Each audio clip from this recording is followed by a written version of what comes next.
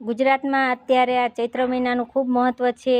કહેવાય છે કે ભગવાન શિવની પુત્રી જેને માતા પાર્વતીએ શ્રાપ આપ્યો તો કે તું દૈત્ય કુળમાં અવતરજે, ત્યારે તે દૈત્ય કુળમાં અવતરે છે અને દૈત્ય કુળમાં અવતરીને તે ભગવાન શ્રી કૃષ્ણના પૌત્ર સાથે લગ્ન કરે છે.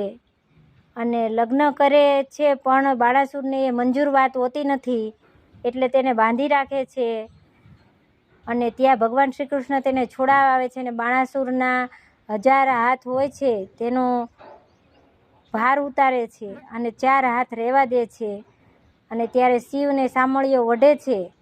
ત્યારે કહેવાય છે કે આ ચૈત્ર મહિનામાં ઓખારણ જે સાંભળશે તેને તું તાવ જો આવીશ તો હું તને જીવતો નહીં રહેવા દઉં. ત્યારે તાવ કહે છે કે તાવ તર્યો એકાતર્યો જે ઓખારણ સાંભળે તેને હું ક્યારે પણ નહીં આવું. એટલા માટે ચૈત્ર મહિનાની અંદર જરૂરથી અલૂણું એક દિવસ ખાવું જોઈએ અને ધરતી ઉપર સૂઈ અને એક દિવસનો જરૂરથી ઉપવાસ કરવો. અને ન કંઈ થઈ શકે તો ઓખારણ એક વખત જરૂરથી સાંભળવું.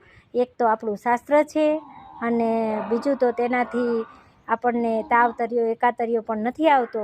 એટલા માટે તમારે જરૂરથી એક વખત ઓખારણ સાંભળવું જોઈએ. જય શ્રી કૃષ્ણ.